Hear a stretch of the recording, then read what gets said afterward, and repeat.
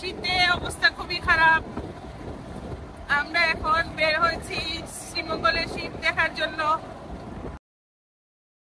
প্রাকৃতিক সৌন্দর্যে ভরপুর আমাদের এই বাংলাদেশের যে সকল জায়গা প্রাকৃতিক সৌন্দর্যে ভরপুর, সে সকল জায়গার মধ্যে একটি হচ্ছে মৌলভীবাজার জেলার শ্রীমঙ্গল উপজেলা। ঋতু বৈচিত্র্যের এই বাংলাদেশে শীত, গ্রীষ্ম, বর্ষা, শরৎ, হেমন্তে ভিন্নতর রূপে এই উপজেলা সজ্জিত হয়। শীতে এক ধরনের সৌন্দর্য, গ্রীষ্ম বর্ষায় ভিন্ন ভিন্ন ধরনের, কিন্তু সৌন্দর্যের কোনো কমতি নেই। আমরা যেহেতু শ্রীমঙ্গল চলে এসেছি, সেদিন 21 ডিসেম্বর প্রচুর শীত পড়েছিল।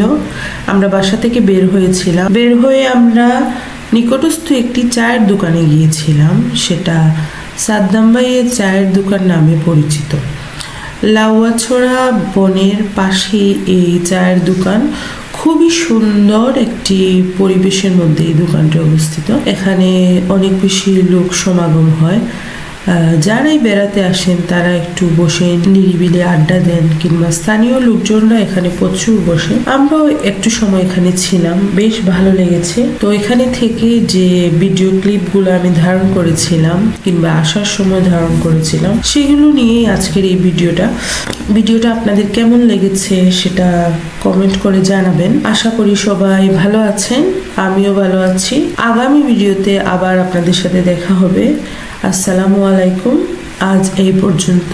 সবাই ভালো থাকবেন, আমাদের পাশে থাকবেন।